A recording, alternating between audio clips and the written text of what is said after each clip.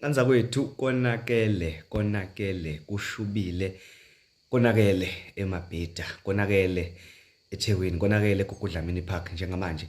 Ngayifanisa nempi yeIsrael nePakistan, ngayifanisa nempi yeRussia neUkraine. Kushubile. Impi ke kaNgizwe Mchunu kanye ke noMalema babhekene ngqo enhlamvini zamehlo. Ayeke efuna ukugoba uphondo. uNgizwe Mchunu uthini na? Uthi uMalema ngeke azangene la eMoses Mabhida namhlanje. uMalema uthi ngizongena la eMoses Mabhida namhlanje. Kodwa ke kubukeka sengathi ke eyangakithi ke iyahluleka, eyangakithi ke le enkandla emabhuqweni.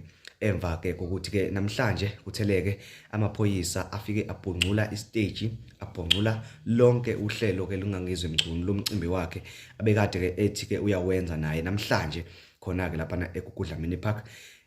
Lapho khona bememe khona ke abaculi ke bamaskande kuphela. Kade ke umcimbi wakhona ke bukade ubizwa ngokuthi ke owamabhinca, umcimbi wokuvula unyaka wamabhinca nje kuphela, strictly amabhinca. So njengamanje kwenzakalani na lo mcimbi ke ngokohlelo kahle kahle ngokweqiniso? Singasho ukuthi uNgizwe ke usebenzisa amabhinca ukuthi ke aphazamise imanifesto ke kaMalema. Ngoba na uNgizwe bekade umngane omkhulu kaMalema besondelene. Kuthe mase kufika ke MK uNgizwe Mchunu waba liphepha wasuka kuMalema wagqimela kwiMK yangakubo. Then ke from lapho ke kwenzakalani na uNgizwe wajika ke walisana noMalema. Sekuvuka ke indaba ke zokuthi uMalema ke akafuna amaZulu, uthi eKZN sizinkaphi. Yebo kuliqiniso zikhona izinto ezimbi ezashiwo uMalema ngabantu ke bakwaZulu Natal. So uNgizwe ke ulwela naleyo ndaba kuyasho ukuthi ke uMalema ufuna kwaZulu Natal akayingani ngakubo. Lapho khona abantu bengezona khona izinkaphi. Kwenziwa yini ukuthi eze la? So uthi ke uyongena ngifile eMoses Mabhida. Nazi ke itheni seyifikile. uNgizwe Mchunu usehlela umcimbi wakhe, amaphoyisa afika abhonqula into zakhe, amlaxazela le ngaphandle. Mina ke sekuyangithusa ke lokho ukuthi hawu bakwenza kanjani lokho? Kanti uNgizwe akayibhukhanga yini le ndawo. Bakwenza kanjani ukuthi ke bafike bazosusa ke izinto zakhe? Hayi ke bakwenzile ke kodwa ke namhlanje yonke nje into ehlangene noNgizwe Mchunu isukile lapha. Naye ukhona ke khona lapha eWorkshop.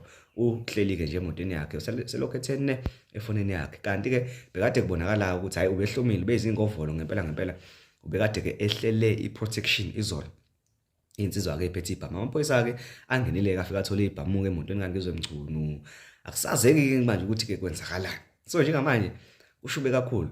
Kodwa ke ngokohlelo umcimbi ke kaMalema wemanifesto ye-EFF uyaqhubeka ke njengamanje. Abantu sebeqalile ke batheleka ke estadium. Kanti yonke into ibekade ke isihleliwe ke izolo. Mina ke sengifuna ukwazi ukuthi kaze kuzokwenzakalani, kaze iyozala nkomoni njengoba uNgizwe Mchunu ayethe uMalema uyongena efile lapha estadium. Umcimbi kaNgizwe wona banalo yini ilungelo lokuthi ke bawubhidlize ngalendlela asebenze ngayo? Ngoba phela lo mcimbi usemthethweni. Ngiyacabanga ukuthi nama-artist bekade ke siwakhokhelile ngoba ngibonile nje onto encane bapostile ukuthi hayi usimemile umfo kaMlando Mchunu. Sobe sikhona. So njengamanje ngizindlebe, ngimehlo, ngilalele, ngifuna ukuzwa ngempela ukuthi kahle kahle isiphetho sale ndaba kuyoba ke yini. Ngana kwethu mina nawe ngicela ukuthi sidibane ke kuma comments.